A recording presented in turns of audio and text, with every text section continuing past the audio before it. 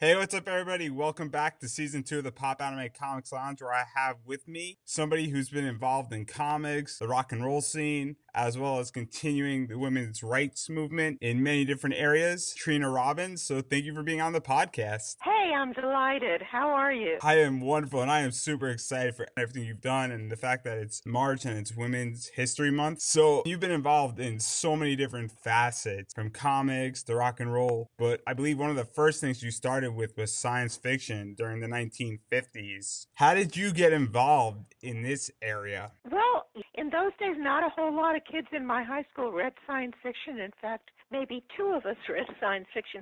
It was considered weird in the 50s to read science fiction, so I was a geek girl. I was a geek girl of the 50s, and I discovered science fiction at 14, and it just, it opened a third eye in my forehead. It was so amazing concepts that I had never read before.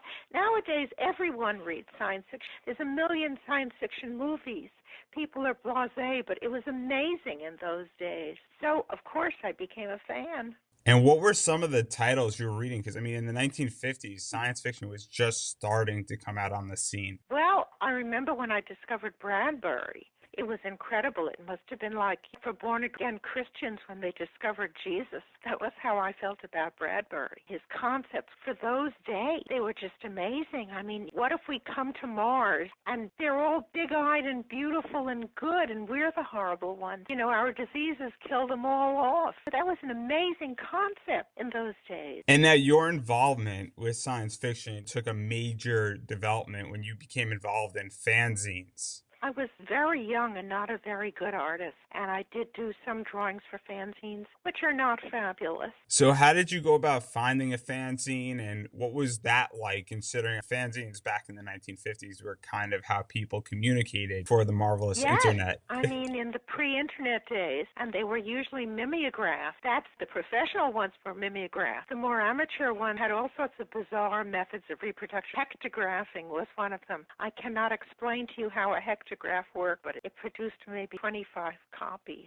It was the best we could do, but was not the greatest means of communication. So it was all very amateur, and because it was also amateur, there was room for a teenage girl to do little drawings. And how did you feel that your artwork, despite whether being good or bad, was being circulated, was included in all these Oh, it was fanzines? very exciting, of course. No, to see your work in print is just amazing, of course. And now I want to shift to the 1960s and even the late 1950s. You became involved in rock and roll and on that scene. What was it like, rock and roll coming up during that time? Well, again, another amazing discovery. Rock and roll had been popular music of the earlier 60s, had been really simple stuff meant for teenagers. But then the Beatles really started a revolution. That was 64. When those of us who were alive at the time all watched the Beatles on the Ed Sullivan Show, and it changed our lives. Again, another revolution. We didn't know that popular music could be like that. And of course, it just got better, because in their earliest days, the Beatles were still just singing simple love songs, even though they were brilliant and the music was incredible. But they evolved. And I was living in Los Angeles, and my husband and I just got involved in the Sunset Strip rock and roll scene, which was, again, I hate to keep using the word revolutionary, but it was. We saw the Byrds at their second performance at Zero, and our minds were blown, if I may use a term of the period, and we became friends with them. My ex-husband was a writer, and he wrote for the local underground newspaper, the LA Free Press, which was one of the first underground newspapers to come out. And I was designing clothes, and I was making clothes for the rock stars, and we were very involved in the scene. It was an amazing. And now your entire journey is very, very different than other people in rock and roll, where you were friends with Jim Morrison and the Byrds, which you just mentioned, and in particular, David Crosby. He was our best friend in the Byrds. We were friends with them all. He was our best friend. And what was it like knowing these guys at the start of their career? Well, that's it. I'm sorry if I keep throwing that word revolutionary around. They were revolutionary, and at the start of their career, they were immediately great, and they stayed great. And another thing that you became involved in was with Joni Mitchell, as you are the first lady in her song Ladies of the Canyon. When did you Yes. first meet her, and how did all this come about? That was winter of 1968 when I was already in New York, and I went back to Los Angeles for a month and hung out with various old friends, including David Crosby, who was producing Joni's first album. And again, Joni was great immediately. When someone's that good, you know immediately they're great. And it was incredibly sweet of her to put me in her song. It was lovely of her. And now that song's been out there for over 40 years, and it is a part of rock and roll history and music history. How do you feel that the song has lasted and that you're tied to it? I like it. It's a lovely song. And you mentioned it before as well, but you were designing clothes for some of these people, including Yes. David Crosby, Donovan, and Mama Cass from the Mamas and Papas. Mama Cass couldn't find anything nice in her size, so I made her a couple of tent dresses that were very pretty, and you can see them on YouTube when they played on the Ed Sullivan Show. She's wearing one of my dresses. So having this ability, I mean, obviously Mama Cass is a big girl, and how did she come about finding you? David brought her over one day, both of them coming over on their motorcycles. What a sight to see. It was. I looked out the window, and there they were on their motorcycles. And I said, it's David Crosby, and this large woman is with him on a motorcycle. What was your reaction to that, as well as just even having the opportunity to design for Mama Cass, Donovan, David Crosby, to name a few? Cass Elliot was very friendly. I think that because she was such a big girl, that there was always this fear that people would just look at her, dismiss her, and go, oh, she's a fat girl. So she kind of fought that by being very friendly, by just sticking out her hand and saying, hi, I'm Cass Elliot, how are you? And you had to like her. You couldn't judge her on her appearance. You had to like her. And now, while being involved in rock and roll and kind of transition into your comic world and what you've done in the comic world, when did you start to transition from designing clothes and being in this rock and roll realm to shifting more to comics? Well, I had always drawn, but I didn't know what to do with my art, really. I briefly went to art school, but they were teaching you to do huge wall-sized abstract, and that wasn't what I wanted to do. I wanted to draw real pictures of real people with pencil and paper, so that didn't work. Art school didn't work for me. But in the mid-60s, about 64, I guess, same period, Batman was on television. And suddenly there was this new interest in pop art and in comics. And at the same time, the whole Marvel Renaissance was happening with their new characters like Spider-Man and Doctor Strange and Thor. And they were so much more interesting than the old superheroes had been. And college students and hippies, and I was one of the hippies, we were reading them and we were going, wow, far out. And it was far out. I'm going to throw out that word revolutionary again, but it was. I suddenly thought, well, these little drawings I'm doing on paper, they could be comics. So I started experimenting with drawing comics. And my first thing I tried to draw didn't work at all because at the time, the whole pop art thing, it was superheroes and Batman and Doctor Strange, and they were superheroes, and I am not a superhero artist. So I tried to do this superhero story, and that didn't work at all. I never finished it. And someone showed me a copy of the underground newspaper that was coming out of New York, and that was called the East Village Other. And they had comics, which the Free Press had not had, really, although I had done one little 4-panel comic strip for them. But there were comics in the East Village Other, and the thing is, they were comics that they reflected our lifestyle as hippies rather than the whole straight superhero short hair thing. And I realized that you could do other comics, that you didn't have to do superheroes if you did comics. And that's really what started me off. And do you feel that some of these comics that you were doing were really connected to the rock and roll scene? And how do you feel that the two complemented each other? They were both revolutionary, that word. I'm sorry if I keep throwing it out. But they were both new concepts. And they didn't have anything to do with teenagers, unless the teenagers, of course, were teenage hippies. But they revolved around our new lifestyle, the counterculture.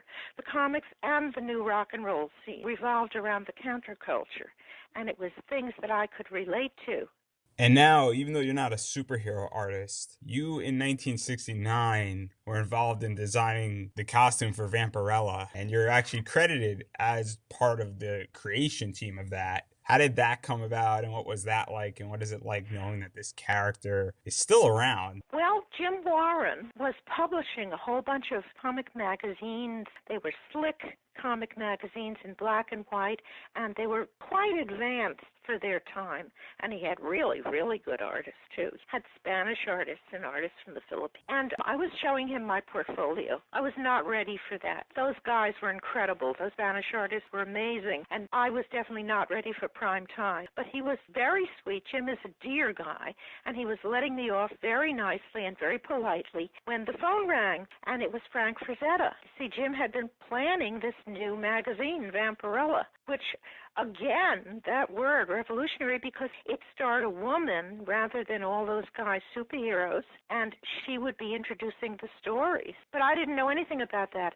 I just heard Jim trying to explain to Frank Frazetta what he wanted, because Frank had designed something that Jim didn't like. I think it had been your basic bikini, but he wanted something much more original, and he was trying to explain it. And as he explained it, I just grabbed a piece of scrap paper from his desk and sketched the costume and showed it to him. And he said, "Oh, just a minute, there's a young lady here who knows exactly what I have in mind." And he put me on the phone, and I described the costume to Frank Frazetta. And that's how it happened, over the phone. How do you feel that it's so bizarre, yet you're part of this legendary character, and it happened in such a bizarre way? I don't think that it's bizarre. There I was, and there he was on the other end of the phone line. I never met Frank in person, by the way, never, ever. Just spoke to him on the phone. He was a very nice guy over the phone. And how did you feel that your ability to design clothes and operate a clothing store, do all these rock and roll stars clothing, helped you really to capture what you wanted for Vampirella? Well, it's pretty obvious. I was a clothing designer. I knew how to design a costume. I love clothes. Clothes are so much fun. Not everyone realizes what fun clothing is, but I love it. And now, when you were designing Vampirella's costume, did you feel any barriers or any challenges in designing it? Or was it just you knew exactly what was wanted and you just said, I'm going to do it regardless of how it looks, whether it's sexy or provocative or anything along those lines? Well, I just did it. I didn't feel any barriers. Of course not. I got the idea from what Jim was describing, and I drew it. And now to talk about what you really pioneered, which is you're instrumental in the women's comic movement, which is very fitting for this month with Women's History Month. And you really started in 1970 in San Francisco, where you became involved. What was the environment like for women's creators in comics in the 1970s? I came to San Francisco. I'd already been drawing comics for the East Village Other and for their comic tabloid, Gothic Blimp Works, and had also already sold some comics through the mail to an underground comics anthology called Yellow Dog. So I was already on my way doing comics, and I came to San Francisco in 1970 only to discover that it was a boys' club. Somehow I had not been aware of that. I had not realized. It had not occurred to me that it was all these guys and me, but it was. There was one other woman in San Francisco drawing comics, and it was just us and a bunch of guys, and the guys did not let us into their club. So we were basically ignored, and I had to draw, really. I had to produce comics, but I have to do them when I know they're going to be printed. There's no point in just sitting alone in my room and drawing a comic and then shelving it away somewhere. So someone showed me, again, I think it was the second issue of It Ain't Me, Babe, which was the very first, in America, women's liberation newspaper in the country. In those days, we called it Women's Liberation. The word feminist came along later, and I just basically went, this is for me, and I phoned them, and I met the staff at a Be-In in Golden Gate Park, and we got along great, and they loved my stuff, and I wound up drawing covers and comics on the back cover for them. And because I was working with these women, I felt like they had my back. I felt like I was strong enough to actually produce an all-woman comic book, and that's what I did. It Ain't Me, Babe Comics, and that was the very first all-woman comic book in the world. And now, there are a lot of people involved with this, and there was actually a guy who was involved who really helped get this off, Ron Turner. Oh, of course, our publisher, my God. We owe everything to Ron. He had just started publishing comics, and they were comics with a kind of political awareness. His first comic, I think it was called Slow Death, and it was about ecology. And I had heard that he was interested in doing a women's liberation comic book, so I phoned him. And at that point, I had already put together most of the book before I even found a publisher for it. So I phoned him, and I said, I have a women's liberation comic all put together. And he came right over with a check for $1,000, which in those days was an awful lot of money, and he took the work back with him and published it. So we owe everything to Ron, really, because he published the very first all-woman comic book. And how was this received? Women liked it for the most part. Some guys read it too. I think that the guys in the underground at the boys' club, they knew it existed, but I think they just wrote it off as, oh ha, women's stuff, and didn't take it seriously. And also around this time, worked on another book called Girl Fight Comics. That was after. The very, very first all-woman comic book was It Ain't Me, Babe. That was 1970. Girl Fight came out in 71. And on Girls Fight, you pretty much did everything. So what is it like really producing everything and really being the letterer, the inker, the artist? Mainstream comics are done like an assembly line, as you know. But most indie comics and most graphic novels that are not mainstream are all the work of one person. And now we have to talk about women's comics. And it really was just an amazing piece. How did you become involved with this? Well, Ron Turner, again, back to Ron, It Ain't Me, Babe had done very well and had been reprinted, and he wanted to do an ongoing title. So Patricia Moodian, who worked at Last Guest, that was the publishing company, she heard that what Ron wanted to do, and she called together 9 other women, and we all met at Patty's house and formed women's comic. And that's interesting, too, of course, because when I put together It Ain't Me, Babe, it was very hard to find women to do comics. I mean, I had to search them out, except Willie Mendeza was the other woman in San Francisco who drew comics. Except for her, we two were the only women. So I had to find women who I knew could draw and say, draw a comic. But in 1972, there were enough women, there were 10 women, ready to draw comics. And that's how quickly it happened.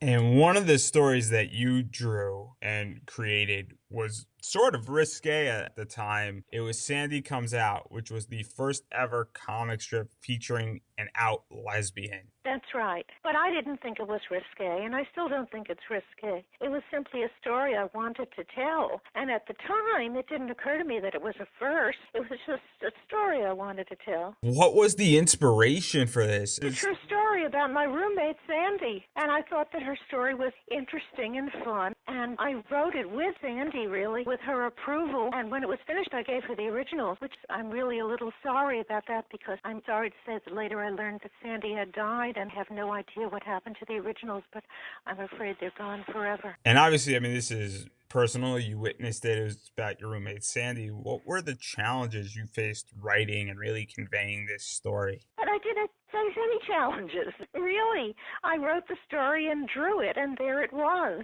So how do you feel that this comic was received, considering it's a first and it was aimed at women? How did that community receive it? It was great. At that point in time, there were a lot of women's bookstores, and they all carried our comics. They always carried women's comics. We had really good underground distribution. And then, of course, there were the head shops, which also no longer exist, and they carried underground comics, including women. So we did really well until the head shops started closing and the women's bookstores started closing. But that took 20 years before suddenly we had no distribution anymore.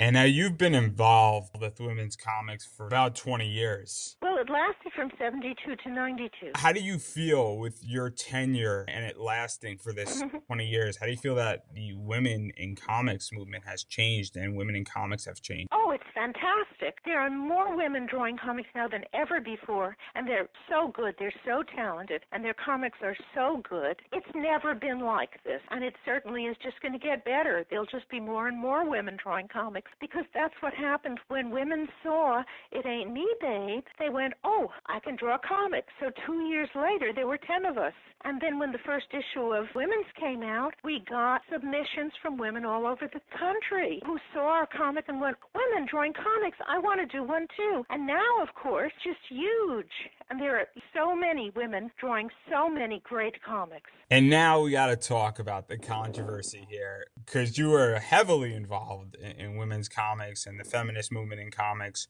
How do you feel about R. Crumb? I would never deny that he's an incredible artist. He is. He's an incredible artist. But in the 70s and really through the 90s, he was drawing incredibly misogynistic comics, really vicious and violently misogynistic, depicted rape and dismemberment and murder as something very funny. And all I ever did really was object, was to say rape and dismemberment and murder are not funny, and this is very hostile to women, and so, of course, I object to it. And that got me such a bad reputation among some people who thought I was a censor. I'm not censoring. They don't understand that the First Amendment guarantees me the right to criticize something. And R. Crumb's wife was also involved in underground comics and women's comics. How, if you had any interactions with her, how did that all play out? She was part of the women's comics collective.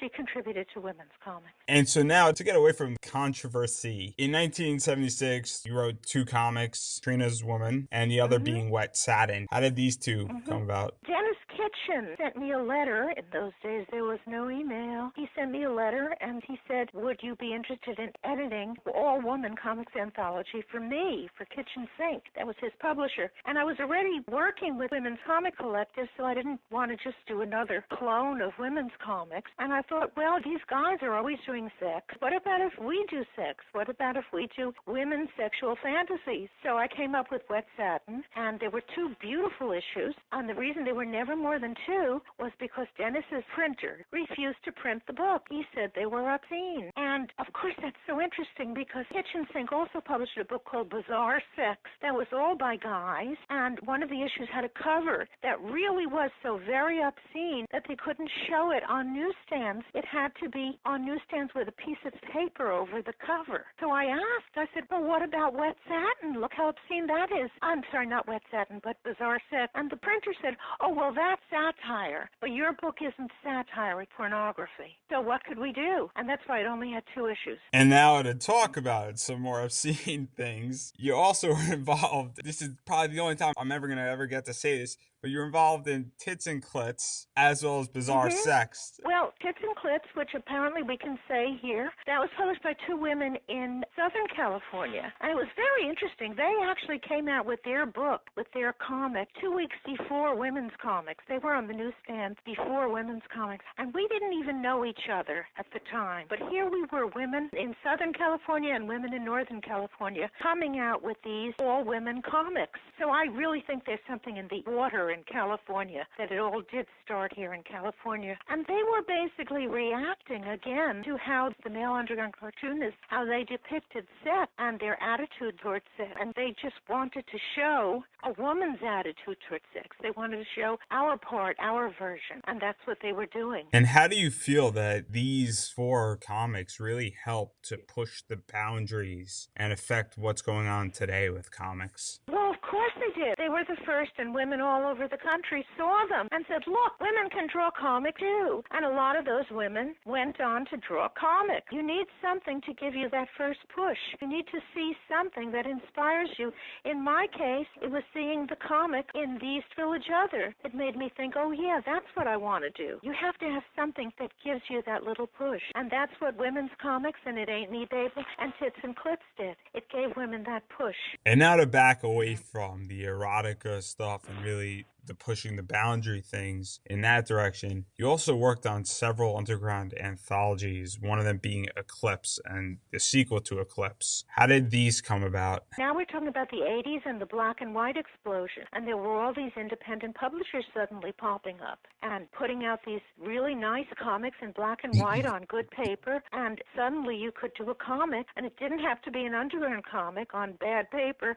You could do a comic, but it wasn't a superhero comic, and it didn't have to be a superhero comic. And the Eclipse, that was Catherine Ironwood and Dean Mullaney, and they were wonderful, and they were very accepting of me. And they put out an anthology magazine, Eclipse Comics, and in their anthology magazine, I serialized a 1919 novel by Sax Rohmer called Dope. And Sax Rohmer, for those who don't know, was a really wonderful pulp writer, very successful. He's probably best known for having created Fu Manchu. And this one from 1919, I just just loved it. It was really blood and thunder. Some of the characters were definitely racist, but in 1919 they weren't racist. So you have to see it from a 1919 point of view. And I serialized it, and now, of course, as you probably know, it's been collected and is coming out as a graphic novel by a publisher called It's Alive, and that should be out by summer, if not spring. And how do you feel that your work is now being collected into a graphic novel for the first time?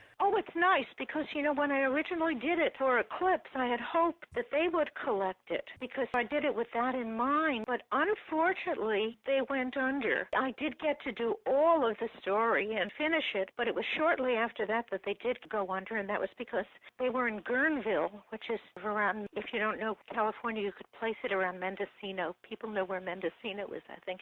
And there was a terrible flood, and they were on the Russian River, and everything was stored in their basement, and the basement flooded, and that was the end of that. So they suffered enormous losses, really, and at that point, the big black and white explosion was ending anyway, so that was the end of Eclipse, so it never became a graphic novel, so now it is, and I'm very happy about that. And also around this time with the black and white explosion, there was the big gay comics movement that was occurring, and you got to work on an issue where Howard Cruz's Wendell was featured in the exact same issue. What was that like? In the beginning, when gay comics came out, and Howard was the first editor, and he sent letters out to everyone about gay comics, and that included me. And my first reaction was, I should have known he was gay. He's such a nice guy. And my second reaction was, I didn't feel that I had the right to submit anything because I was a heterosexual. It seemed wrong because it was for gay people. But then when Robert Tripto took over as editor, he invited me to submit stories. And for me, it was an enormous honor. And that's my feelings about it. It's interesting, of course, because I really was never quite accepted by the boys club, but the gay community has always accepted me and welcomed me. That's really interesting that you felt that you didn't have a right, yet they accepted you despite you being a heterosexual. Why do you think they were so open to everybody versus the boys club? Well, I don't think they would have been open to everybody. I mean, there were some guys who did comics I'm sure they would not have invited in that were just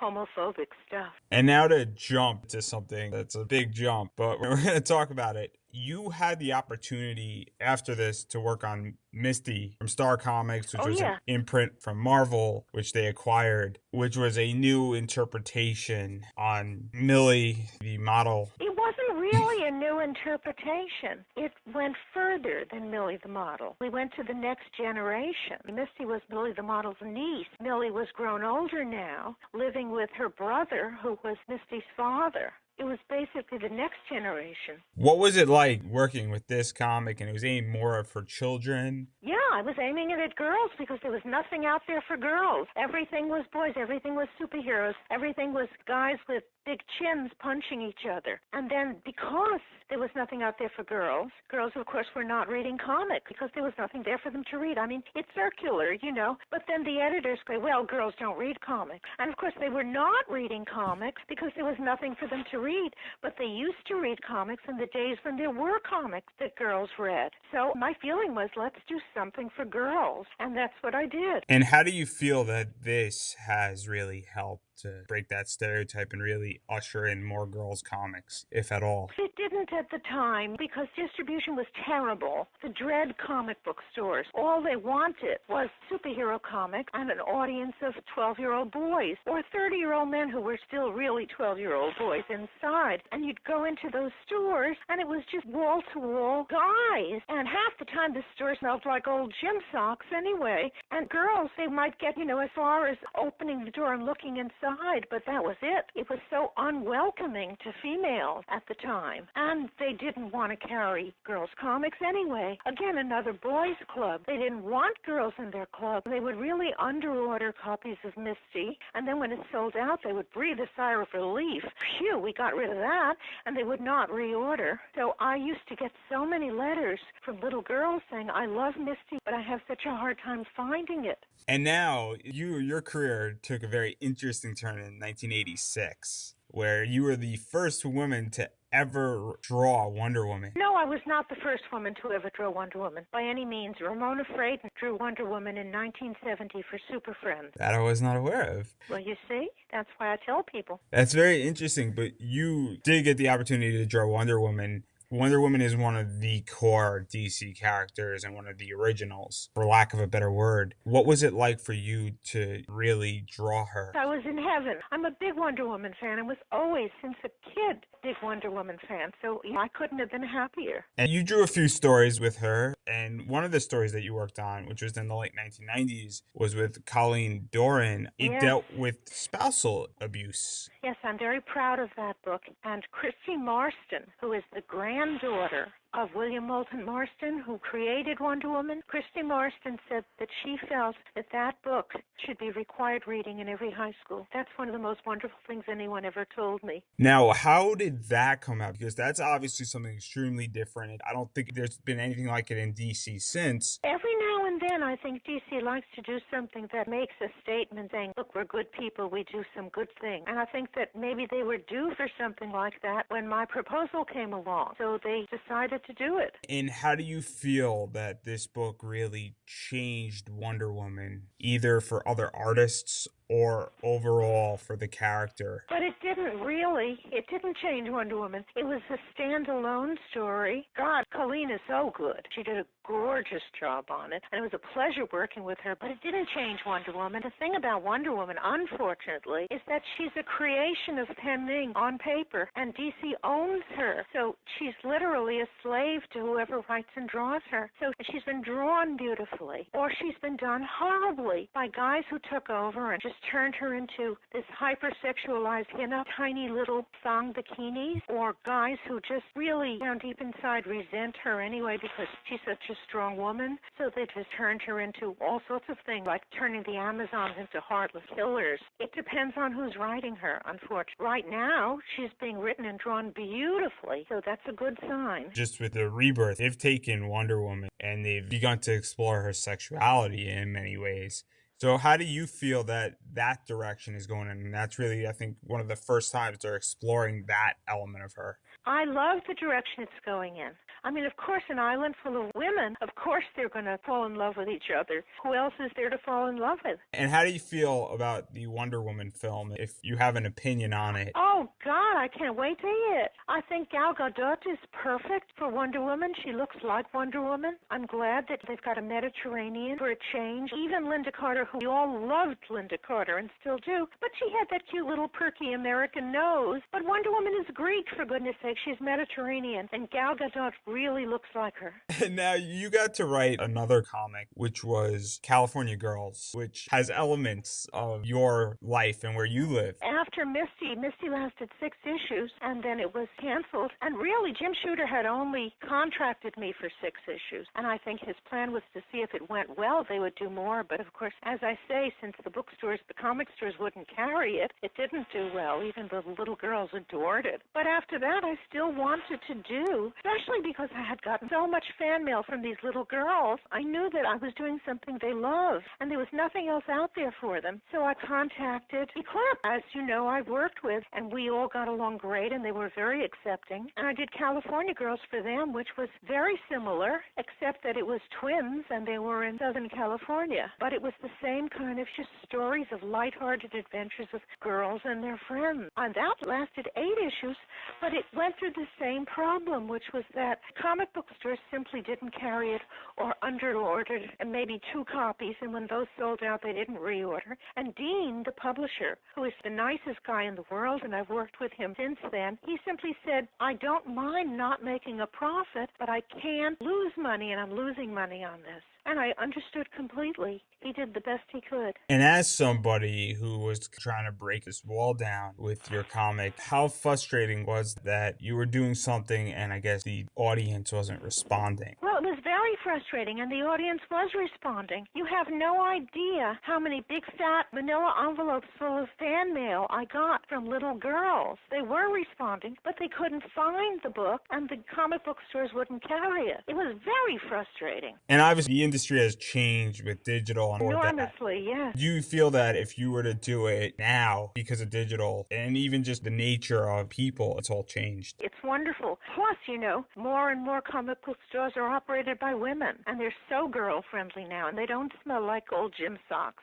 anymore. And to speak about how the industry's changed, how do you feel what Marvel has done with their diversity? Oh, I love it. I love it. I think that Marvel and DC both tend to be rather conservative, but even they, at a certain point, and Marvel did it first, and DC is kind of trying to catch up, but even they, at a certain point, a light bulb goes off, and they go, hey, we could be selling to girls. That's 52% of the population. We could be making even more money, and that's what they're doing.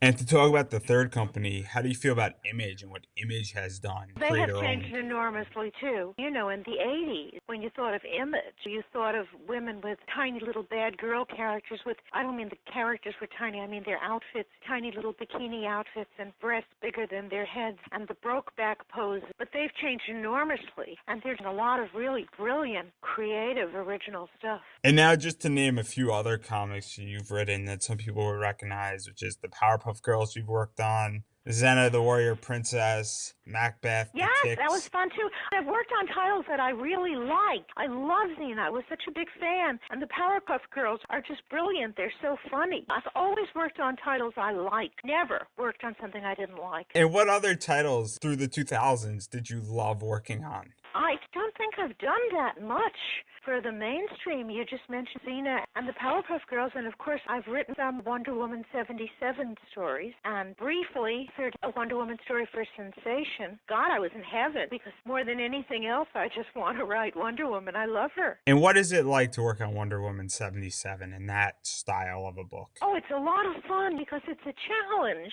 because you're talking about 1977, or at least you're talking about the 70s. So what I have always done, if writing something for Wonder Woman 77, is, okay, what happened in the 70s? What was a major occurrence in the 70s? And the first one I did, that was Jim Jones and the People's Temple, I think is what it was called. That horrible thing that happened in, I think it was 78. From whence you get the concept of drinking the Kool-Aid, that he talked all his followers into drinking poison Kool-Aid. It was horrible and memorable. So I took the same story, except I turned the Reverend Jim Jones into an alien and took it from there. And the second one was, of course, about the Cold War. I thought, well, what was happening then? The Cold War. And then also, of course, David Bowie. And he had just died, and I love David Bowie. So I put in a character that I based on him. So when writing these, do you write from the perspective looking back on the 70s, or do you look at the perspective of being in the 70s? Perspective of being in the 70s, of course, because that's the idea of it, that let's turn back the time, and it's 1977 now, of course. And now I want to shift gears one more time to talk about the other side that you've done with comics, because you are a historian and you've written several books. Too many. One of them being A Century of Women Cartoonists. That was the second one that I wrote. The first one was done, I think, in 85 or 86 with Catherine Ironwood. It was published by Eclipse again, that world's wonderful people, and it was called Women and the Comic. And this was done before we had personal computers, when computers were just some huge thing that took up an entire room and spewed out punch tickets, but before we had the internet. And it was very hard to do research because there was very little about these women, and a lot of our information was wrong simply because our research sources were wrong. So I corrected that with A Century of Women Cartoonists, published by Kitchen Sink, and I did two other books after that. The last one being Pretty in Ink, which I hope finally corrects everything, because now I'm able to get more and more information on the internet. Each time I wrote a book, I was able to get more information. And so what really is the impetus when you go and you say, I want to talk about this topic in women's comics? Because you've covered a lot of different subjects. One of the things I've done is rediscover women who were so incredibly good and so successful in their time period, but then were completely forgotten because the men who write histories of comics, they just want to write about Jack Kirby and Spider-Man and the Hulk. So basically my major discovery when doing all this research is that if you are not written about, you are forgotten. Simple as that. So these women had been forgotten because no one knew about them, no one wrote about them, and you can't know about anything if you can't find it. So I rediscovered them, and now they're not forgotten anymore. Women like Tarpe Mills and Nell Brinkley and Lily Renee, who people were also very good. And now I want to kind of touch on your latest book, Just Pretty in Ink, which starts with American comics starting in 1896 with Rose Yes, O'Neill's. I found the first, as far as we know, the first comic by a woman. Maybe someone will discover an earlier one, but so far no one has. So it's generally recognized that until we find elsewhere that Rose O'Neill drew the first comic by a woman in 1896. How did you go about discovering this? Now there is a story. I knew from my previous research, I knew that both Rose O'Neill and Grace Drayton had contributed to a magazine called Truth, and there was a garage sale right around the corner from where I live, and of all things, he had some copies of Truth from the late 19th century. I thought, oh my God, maybe I'll find something by Grace Drayton and Rose O'Neill in there. So I bought them all at $5 a copy, and sure enough, there was the strip by Rose O'Neill in 1896. That's cosmic, right? That there it is right around the corner from me. So having this, was it an instant realization that you have to create this book when you found this? I think that shortly after that, I was working on the book anyway. That wasn't the cause of the book, but then I had this wonderful new information. And now, what is this? Obviously, I mean, we spoke about this book, but what does this book go from the first woman comic, and where does it go all the way I up think to? it ends at 2013 because that was when I was writing the book. And what does it exactly cover for those who are interested with that story now that you told us? Well, it covers all the women who were drawing comics, really, and discoveries about them, like who did what. And there's one case with Grace Drayton where there's a whole relationship going on where her sister also did comics, and later her niece did comics, was in the family. Just discoveries like that. And now, I mean, I could speak to you all day. You've done so much for the industry. We haven't probably touched on even 1/10 of what you've done and your legacy, for lack of a better word. But how do you feel that the industry has changed in both diversity and acceptance of different people writing, in particular women? It has. It's wonderful, really. It's never been better. I mean, gender diversity and also racial diversity, so that you can have a teenage Muslim superhero. That's a pleasure, and it's just getting better. And how do you feel about women artists and writers now, really? Oh, they're so good. All the women out there are so good. The women's comics women were revolutionary, and we were the first, and we were groundbreaking. But these women are better than any of us. They're so good. Now, you've been involved since you were very young. What piece of advice do you have for people who want to get involved in comics, and in particular, really girls who are kind of on that crossbreeding comics at the moment? Meet your deadlines. Really.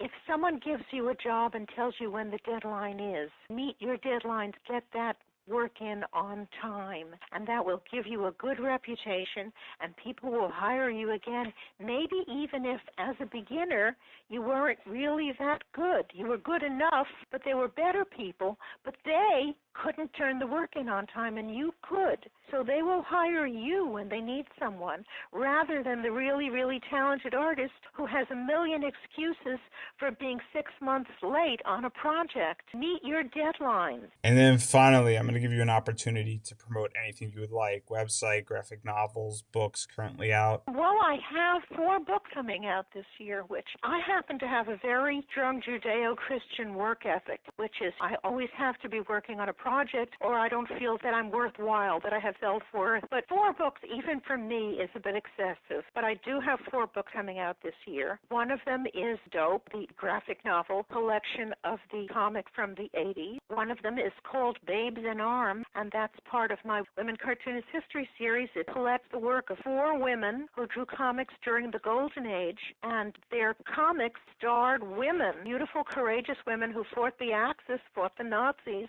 and didn't need to be rescued by some guy. So really, their arms were pen and ink. They were fighting the war on paper, and they were all really, really good. So that's Babes in Arms. My memoir is coming out in 2017, and it's called Last Girl Standing. And the last one, my father came from a little village in what is now Belarus, and he came to America at the age of 16 all by himself, and he became a writer. He wrote in Yiddish, though he didn't write in English. He wrote in Yiddish, and in 1938, he published a book in Yiddish. A 1938 book published in Yiddish. It couldn't possibly exist anymore, but it does, and my my daughter found it on the internet. She found it reprinted by Abe Books, and I bought copies. And of course, I can't read Yiddish, but I had it translated.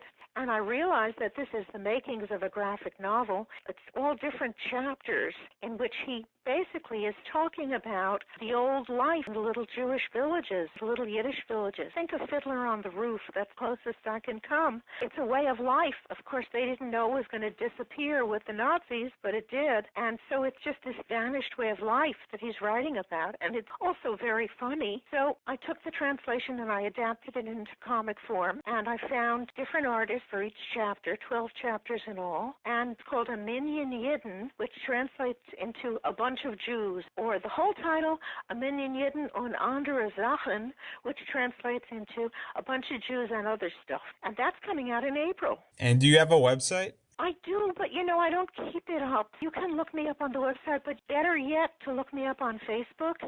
And do you have anything else you'd like to promote? Oh, I think pushing 4 books is enough. As always, thank you for listening to this week's episode, and you can find us on iTunes, SoundCloud, and Stitcher Radio, and anywhere else where you listen to your podcast. And while you wait for next week's episode, you can check out Popanimecomics.com for articles relating to anime, comics, and pop culture, as well as you can follow us on Twitter at Popanimecomics for all updates regarding this podcast. Till next week, everybody, have a wonderful week.